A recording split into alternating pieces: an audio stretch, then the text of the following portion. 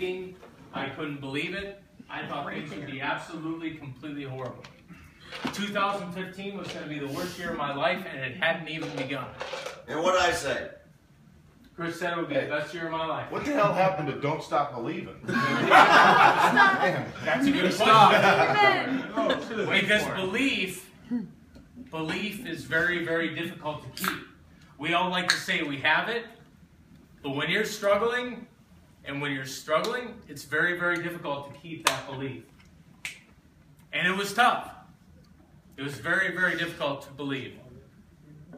I went to, basically what happened was after the Bengals game, the wild card playoff game, which I was shooting, a couple of friends came to town thinking I was going to be in the press box, I was going to be a reporter, and realized I was on the field. I was so embarrassed I wore a hat on the field so they wouldn't see me. Damn, Larry. You better believe it.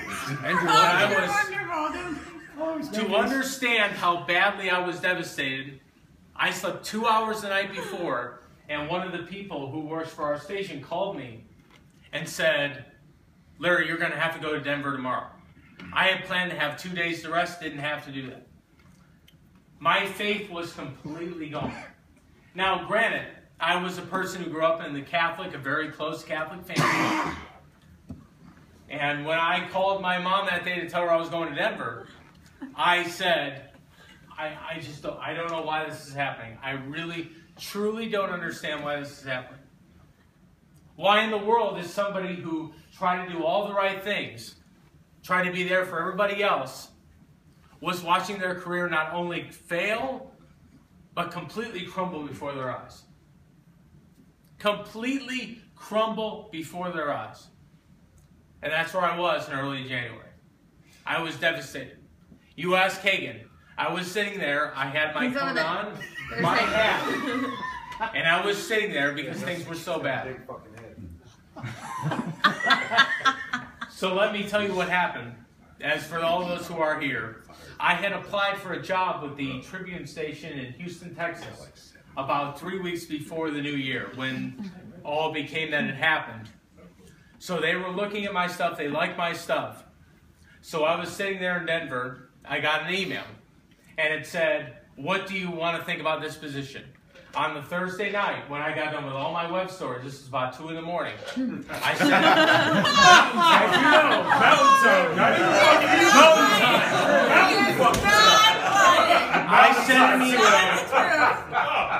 I sent an email to the news director, and I said, look, I love what you do. I absolutely love what you do. But in being loyal to the station that I'm at, I cannot talk about a job until the Colts lose. So I am here. He running for coach or something? Yep. So I told them that if you have to move on from that job, you go right ahead. Holy shit. I said, you go ahead and you move on. The next day he emailed me and said, don't worry about it. When the Colts lose, we'll talk. So I got back from Denver. For those of you who know, I'm a little jittery. I'm a little. No. Get the hell out of here! What the hell you say, Larry? That's how I am. That's how I am. During the Denver game, I sometimes have I kind of have panic attacks and stuff like that. I had one during the Colts-Denver game, so it was really difficult. So it was a really weird couple of days. So I fly back, as you might imagine, didn't sleep very much the night before. Get back from Denver, get there Tuesday morning. The news director from Houston says, must talk to you. So I called him after sleeping about 2 hours, and I said, man, I love your job. Thank you for considering me. I said, what are the chances that I might have this job? He said, well, man, I got an offer for you right here. I have an offer for you right here.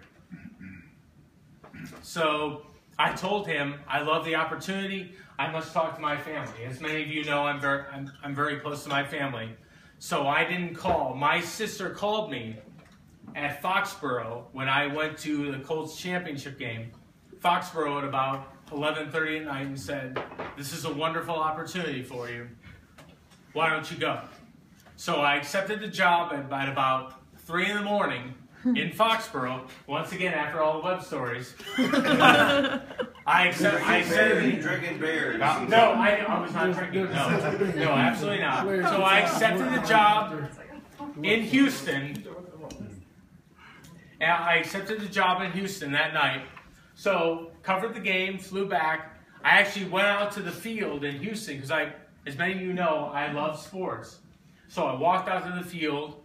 I texted my mom. I said the end of one era, the beginning of another, because in Houston I was going to cover some news. So that was fine. So I fly back to Indy, thinking, all right, Houston, you know, my parents, they started calling moving companies. I called apartments. And on the Monday night I got done, I freaked out. Oh my God, I'm going to move away from home. I'm going to move away from my family who I care about. And my mom called me and said, it's okay. We'll all be together. It's all good. This is something special for you. So that Tuesday, this is after the championship game, I'm thinking, I'm going to move to Houston. So I went out. I texted all my friends, my really close friends, and I said, hey guys, I'm moving to Houston. Thank you for your support. This is a new venture in my life. Thank you very much for all the support. I hope you'll give me that support when I travel, 6 away across the country. So that was fine. I came back to work on Wednesday. Tricia, I shot an interview with Greg Doyle. Sorry. And I had the interview thinking, all right, I'm going to Houston. This is a whole new opportunity for me. Sorry. So I sit down, get all the gear ready, start getting some stuff ready. And at 6:30, I get an email from a very wonderful woman named Jennifer Lyons. She's the news director at WGN TV. It says, hello from WGN. I open the email and it says, hi Larry, hope you're doing well. We are considering a new sports show for CLTV and we're looking for someone to produce long-form feature stories, which you're good at for WGN. So, I point to Chris, and Trish is sitting on the other side. I tap Chris on the shoulder, and I point to Chris, and I go, look at this. Freaking kid. What did he say? I was like, what did he say? What did Larry say? So, no one would tell me. So no one would tell me, and I admit, that's my fault. So what I do is I run outside, I dial Jennifer, and I tell her, Jennifer, I am so thrilled by you considering me, but I have an offer in Houston, and I have to take it. I have to move on from this Indianapolis experience. I absolutely have to do this. I need an offer very, very quickly. And she said, I'll get back to you the next morning. At 11 a.m., she calls me. And Larry tells her basically, hey, you know what? You fucking give me a job right now or go to hell. Yeah. That's pretty much how it worked. Wow. So at 11 a.m. the next morning, she called and offered me the job.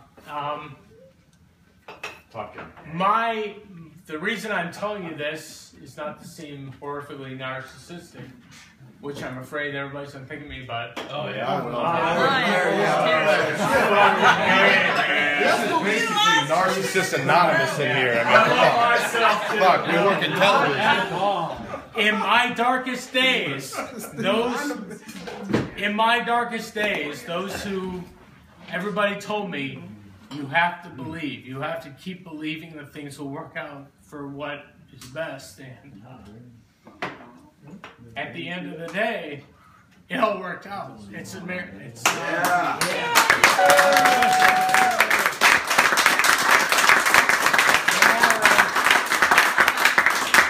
I know in talking to photogs and reporters at Fox, their faith is tested every day. And Maverick with just directing and having to do a lot of stuff, I know your faith is tested every day. And, with that and all that, but people say, keep believing. If you do the right things, the right thing will happen. Well, the right thing will happen. And just keep believing. It sounds so silly, but I mean, it's been a month since I've been offered the job, and I'm still in shock. I mean, it's unbelievable. So.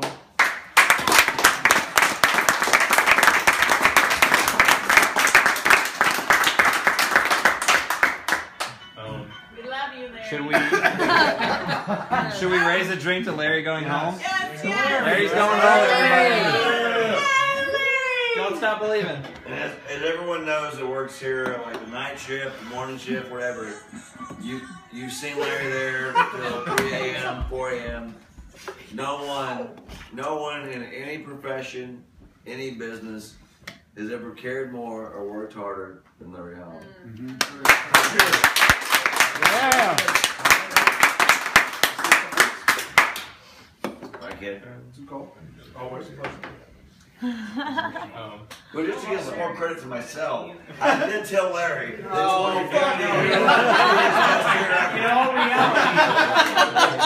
reality, it was Chris who was telling me a lot of the time to kind of keep the faith. And No, he's just. God's a pot of gold. How much time is that at? I don't know. We're It's at just, 21 minutes and 45 seconds. I told Larry that 2015 would be the best year of his life, and here we go. Boom. Hey,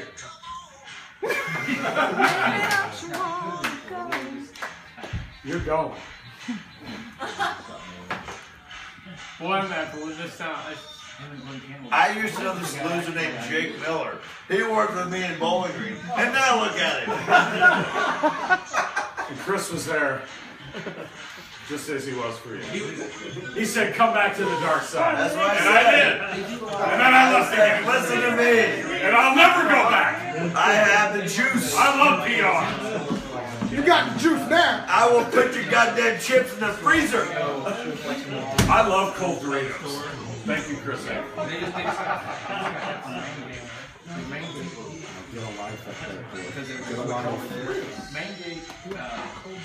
Somehow, Rob Lynch and Larry are the matching tops. No, they planned it secretly. Main Gate did that. Main Gate did the stuff for Viking